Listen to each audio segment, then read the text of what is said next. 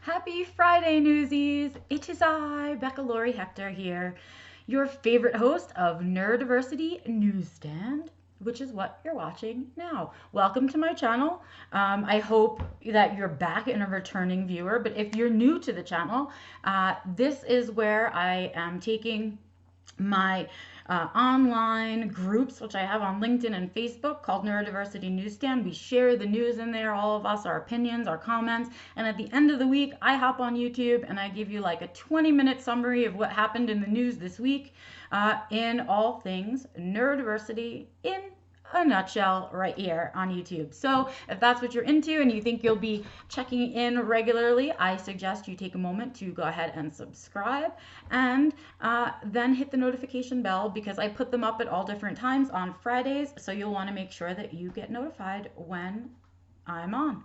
So here we go. This week in news was interesting. But before I get into that, I'm going to take a few minutes, and I always try to do something, at least for the first few minutes, interesting, personal, so you guys know I'm walking the walk, that I'm talking all the time. And so I was sort of stuck. What was I going to do this week? I ended up kind of being lazy this week. I know that I should be writing, but I've been working mentally on something that gives me a lot of anxiety, which is money. And I've been working with my coach on my relationship with money and why it causes me trauma all the time. But that's what I was doing, and I should have been writing. I know I should have been writing. I should always be writing. You can't call yourself a writer if you're not writing. But I wasn't. I was sort of lazy this week. We had a lot of dogs with us this week, and so it was a lot of care for all of them and just kind of busy around the house. And so I didn't really find the space that I needed to write. And I thought, well, I didn't really do much this week. What am I going to talk to everybody about? And then a hair update was requested by one of my followers, and I'm so excited. So I'm going to do a hair update because I didn't really know what to talk about anyway. So JP, if you are watching, this is for you. You asked for it, and now everyone else has to know. So yes, a hair update. So about, let's see, I want to say a few months ago already. I can't believe I'm not accurately counting, but I want to say about 3 months ago, 4 months ago even, I stopped dyeing my hair. Now, ordinarily that wouldn't be a big deal, but it's a big deal for me for two reasons. First of all, I've been coloring my hair since I was about 15, I guess. So it's a bunch of decades, like 30 decades or so, or more even, that I've been coloring my hair and not seen my natural hair color, so I don't really know what it is. The last time I saw it, it was kind of on the brownish blondish side, and so that's been interesting. I've always kind of colored my hair. Coloring my hair was sort of part of who I was. It's how I expressed myself, and what I think is interesting is that I was getting frustrated. So that's one part of it. Let me digress and go back before I have like an ADHD moment and go off on a bunch of different tangents. So that was one part, is that I've always colored my hair, and it's been a really long time since I've seen my natural hair color. And the other thing is that I'm getting old. And as one gets old, one starts to get some grays hairs, some white hairs here and there. My family, at least my mother's side of the family, lovely, we all go white, and an early white. So I started to get white hairs in my 30s. So about 10 years ago, I started getting my grays, and they're sort of coming in more and more and more. And I like to joke that I cover them all up so that people don't know how wise I really am, because I think, gray hairs mean wisdom. And so the more you have, the wiser you are, I guess. I don't know if that's true, but I used to joke about that. And this year, kind of as I moved into Colorado, and I'm making that really conscious decision to change the way that I live my life, so that everything is kind of in alignment with each other, that all of the things I'm thinking, doing, saying, writing, and living are in alignment with what I believe to be my truth and my purpose, right? So that's the journey I'm personally on. And part of that has been a desire to be truly authentic. And that comes, I think, from that whole masking piece. I spent a good portion of my life, and I still spend a good portion of my life, to be honest, masking when I'm out in the world. And it's exhausting. And what I want is a world in which you can be authentically autistic. And so in a desire to be the change that I want to see, I want to live authentically autistic. And that means for me, masking as little as possible without putting myself in danger.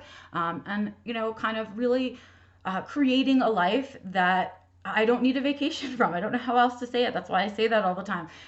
But to create a life that is in alignment with all of the things that I believe in, that I keep, and for me, that means simplicity, authenticity, honesty, trust. Those are all things that I'm looking to surround myself with. And so when I looked at my life, I realized for someone who wants so much authenticity, I did a lot of things to kind of show the outside world that I had my shit together, whether or not I had my shit together. And to me, somewhere in my head, it got embedded. Getting your nails done every week was an important part of that. I stopped doing that when I stopped coloring my hair, saving me tons of money, and also kind of giving me some freedom. So nails short, clean, that's it. Burn on my finger, this side, wherever it is, this side. I'm telling you, the camera screws me up so much. Anyway, so this side, burn myself because I shouldn't be in the kitchen. But anyway, that's besides the point. So, that authenticity. And so I think in search of the authenticity, I wanted to know what is my natural hair color, and I kind of want to let my hair grow in, and I want to see if I can. I've simplified my hair routine. I'm simplifying my hygiene routines, things like that, to sort of not be wasting spoons on things that really aren't in alignment with who I want to be. So I stopped coloring my hair. And here we are with the update of stop coloring my hair. So I'm now 3 or 4 months in, and let me tell you something good. Let me look down. I don't know how to do it the best for you guys. I guess at my part is probably, can you see that, you guys? Those are my grays. They're there. They're so hardcore and white right there. And I'm hoping that I have a stripe. I think I'm going to have a white stripe in here somewhere. Very excited. I don't know if you can. Oh, you can see it right at the top there. So I think I'm going to have a white stripe, which was the one thing that I wanted. But I'm also having some unexpected things happen. So I'm going to take my glasses off for this. Check out the whiteness on the side here, you guys. Can you see that? Can you see how white? That's not my scalp. Those are my white hairs. So on both sides here, which is still the undercut growing back in. It was shaved all under here, so this is still growing back in. But I am so white at my temples. Oh my God, you guys. So even now when I put my glasses on and I hold my hair up or I move it in a certain direction, I mean, you can see, this side. You can see the white here, just sitting here. Just, there it is. just being. And it's crazy. Now I can see it on the side of my face. So, okay, I'm feeling twofold about it. I'm going to share the inner feelings. A little scary. I'm so used to looking at myself with dark hair or crazy colored hair that it's odd. It's really strange to have like a light color hair around my face. And then I realized how much I associated that with age, like graying hair and age, and then somehow age is not a good thing. Well, let me tell you, take it back a notch, all the other Becca Lories out there, okay? Age. Think about it this way. I got diagnosed with autism at 36. Right now, that is the age that most of us die. So I am on borrowed time, man. I am old, and I am proud to be old, and I'm proud that I lived this far, and that at this point in my life, I'm still learning, I'm still growing, and I'm probably the best I've ever been. And that's really cool. So gosh darn it, I'm riding through it, JP. I'm gonna ride through it. I'm gonna ride through. I know I can color it at any time, and I shouldn't be having panic, but I want to look like some of the sophisticated white-haired ladies, some of the celebrities. And I did spend time Googling celebrities with white hair so I could kind of make myself feel a little bit better about going through this drastic change. But I'm enjoying the not having to go run and get my roots done every 5 or 6 weeks. I gotta tell you, good time on that. Saving money also, and now kind of questioning why I did it all in the first place. I'm sure part of it was in my growing up, but I think I'm real done. I'm done with it, like this is who I am. This is it, me, no makeup and no hair dye, no nails done, all that. Like, you can have me or nothing. So that's where I'm sitting on my hair. That's my hair update. I'm also growing it in. I had it like shaved underneath. I had a big old undercut in there, and it was kind of short on the side. So I'm also growing it back in. I want to see if I can go back to those ponytail days, and see if that's easy for me, or if I want to stay short. Not sure. So growing it out, I am actually growing it out for an extra longer period right now because I'm skipping a haircut. I don't have any speaking engagements, so I'm skipping a haircut until my next speaking engagement. Okay, hair update done. Truth, you can look at it the whole time I do this video. I'm not making it up. They're all in there. Okay, but on to the news before we have the longest video in history about my hair. All right, big news piece this week, you guys. Yellow pad out. Big news story this week was CRISPR. CRISPR in the news about autism. Don't we all love that? And I forgot to take my rock out, so I'm playing with a pen. I will try not to click it. In any case, so yeah, big article came out this week in Spectrum. I shared it with you guys, and I kind of held my breath when I shared it.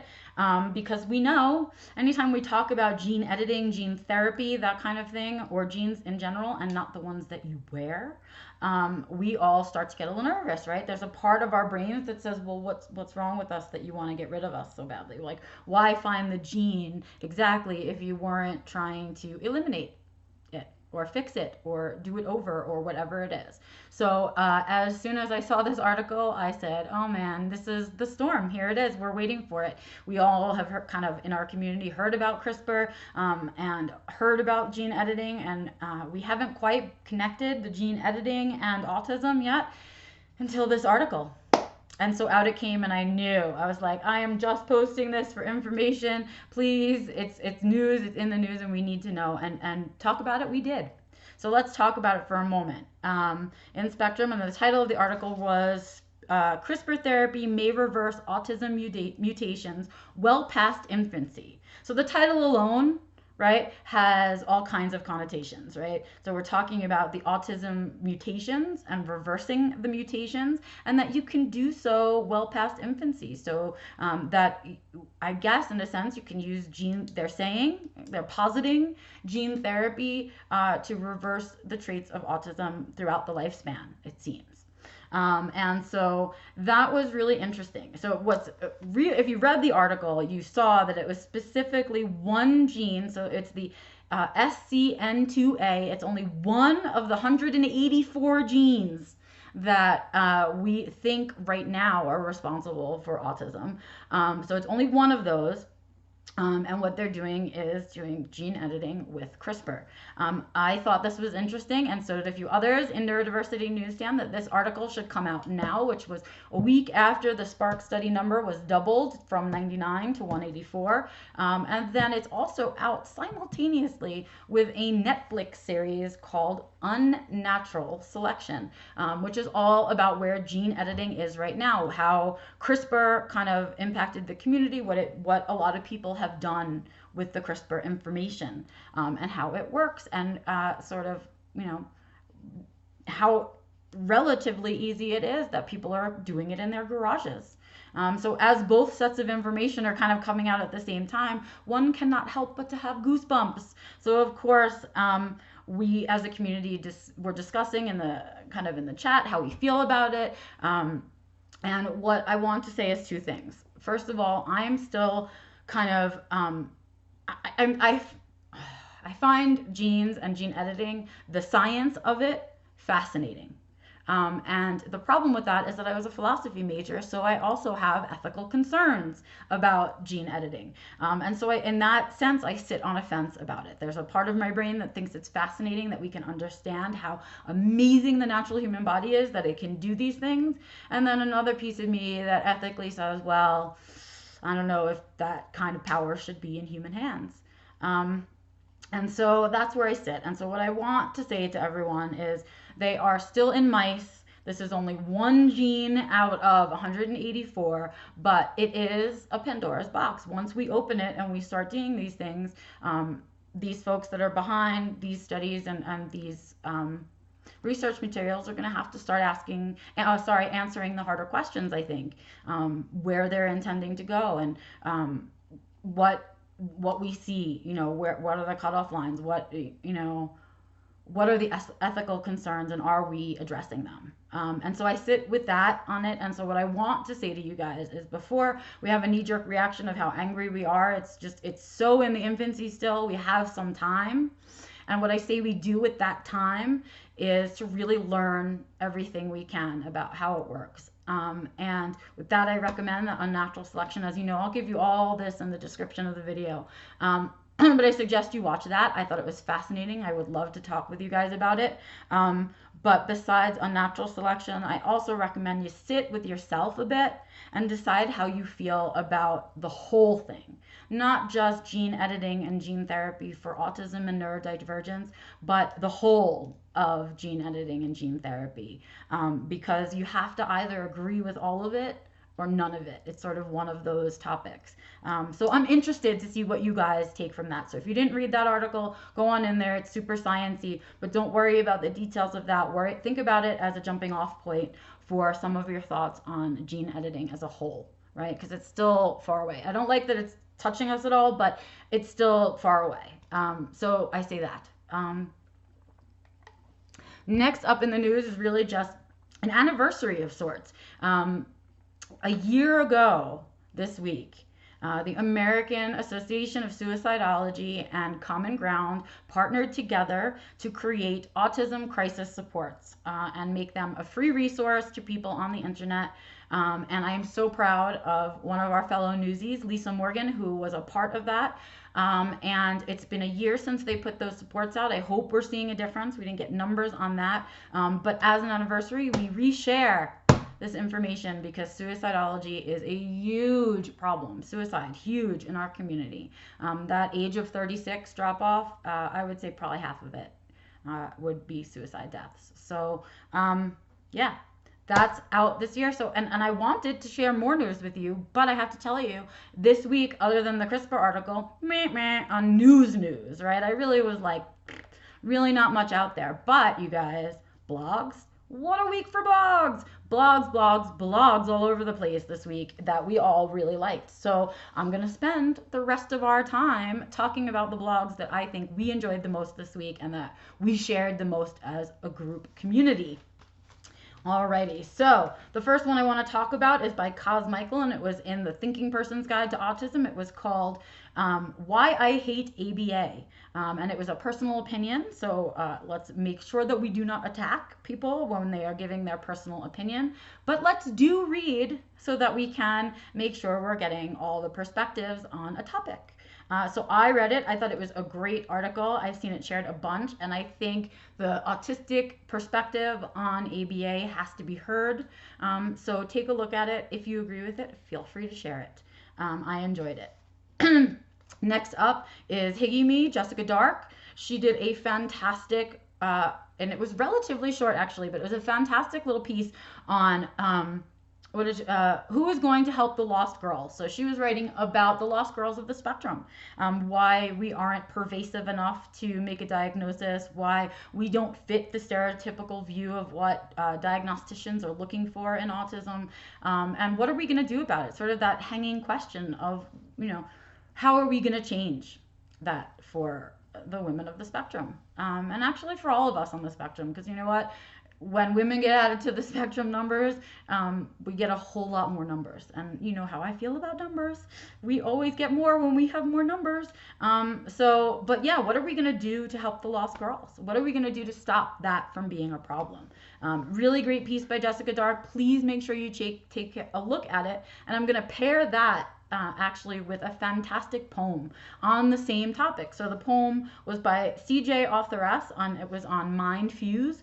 And it is called We Are the Lost Girls, and it's a beautiful poem about the same thing that Jessica Dark is talking about. So I paired those two together for you guys, and I will throw them in the description.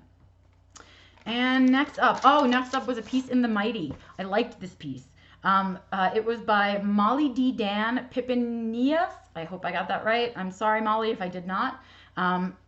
But how masking my autism led to burnout was her piece. And these days, I am finding I'm on a really personal journey, so I don't often super connect with some blogs. Often I think it's good information and it's sort of a, yes, this is a really good blog, let me pass it on. But that personal piece of, oh, you got it. Yeah, I know this feeling deeply. That's how I felt about this particular piece. So, because I also think that on multiple occasions, my masking has led to burnout for me. And it was interesting to see another person's sort of perspective on that component of being autistic. And so that was Molly's piece in The Mighty. I will give you a link to that. Again, it's how masking my autism led to burnout. Next up, we have, okay, and I didn't know how to classify this one. Blog, video, meme, all of it. But shout out to Margot Wask. Yep. Shout out to Margot Wask. Her blog is called Navigating Life, My Journey. And what she did is she gave us a fantastic visual meme, and then wrote a small little piece about it, and also did a video about the same topic, and it is called The Blue Divide. And it's all about the divide that exists in our community between parents and parent-run organizations or neurotypical-run organizations, and what the autistics of the autistic community are looking for in our future, and the difference, a comparative, a nice big visual comparative, super important. I love her videos. She's on YouTube. She does these spilling the tea videos. She's done some others also, but she just started this kind of new series, and I dig it. So Margot Wask, shout out to you on YouTube as well as on your blog. You guys, I'll link you to the blog piece and the bottom, and all of the links to the other parts are all in there. So I am gonna put that down for you. The Blue Divide. It was a good one, and it got some traction this week, Margot. Good deal. All right. Next up, I have for you guys a book. Yay for another book by an autistic. Congratulations to Michelle Dorothy Rixman. Yay. Okay. So amazing human being, amazing advocate. Really excited about this book. Her book is called Inner Riches, an Autistic Woman's Story of Love and Mother Loss. Some of you may or may not know, I also lost my mother. I lost my mom I lost her back in 2012, so quite some time ago now. But it's still really fresh, and the process was super unique as an autistic person. And I'm just now, these years later, almost kind of in a threshold and ready to write about it. So I love that she is already there. I'm kind of jealous that you did that already, Michelle, because the growth, the pain, the grief, all of it has been uncomfortable. But it is incredibly kind and nice of you to share your journey with the rest of us, because we don't talk about this piece. It's one of the dirty uglies, right? We don't talk about death. We're not allowed to talk about it. Well, it's important to talk about death, especially when you're a really concrete thinker. So thank you, Michelle. Thank you for having the courage and really just the courage and the focus to put your journey down on paper for the rest of us. So again, it's Michelle Dorothy Rixman. Her book is called Inner Riches, and it is about grieving the loss of her mother as an autistic person. It's available on Amazon. I will give you that link at the bottom of the video so you guys can go ahead and get a copy. Mine is on the way. Let's see, events. Okay, so I got one event to share with you, Australians, which oddly, you guys, I have more Australian followers and more followers from the UK and Europe than Americans, and that's fine by me. I would like to be flown to Australia anytime someone wants me to speak, and I would come to Europe, no problem, if you'd like me to speak. Yeah, so I'm going to share this Australian event because, as you know, Neurodiversity Newsstand, the channel, the show, and the two groups are international groups. We are not just autistics. We are clinicians, professionals, all kinds of other things, parents, and we all share the group together. So I'm going to share an Australian event for you guys. It is being thrown by Thriving Now, and it's going to be in Sydney. It's called the Thriving Now Neurodiversity Symposium. So if you are in Sydney or can or want to be in Sydney, Australia, on the 22nd of November, you can catch the Neurodiversity Symposium. And the reason it has my attention and the reason that I want to share it with you is because there are going to be a couple of notable speakers that will be there, which made me happy, right? We're going to be having Clay and Laura Lewis will be there talking about Clay's business. And then Yen Perkis will be there. They will be talking about their usual. And then big deal is that Judy Singer, the Judy Singer, will be at this Thriving Now Neurodiversity Symposium. So if you're anywhere near Sydney around the November mark there, November 22nd. They will be at Fish Burners in Sydney, and I will give you a link to go ahead and buy tickets. They do have a discounted ticket for autistics, so go ahead and make sure you take use of that. Well, that's about it for me here. I'm just gonna take a few minutes here at the end and plug some of my crap because it's been a few weeks since I reminded you that I will be keynoting for AANE in Boston on November 16th. So if you guys are in the Boston area or of the New England area and you want to spend the morning with me, that would be amazing. I will be keynoting and talking about self-defined living on the autism spectrum. That is what I talk about. That is what I love. That is what I live.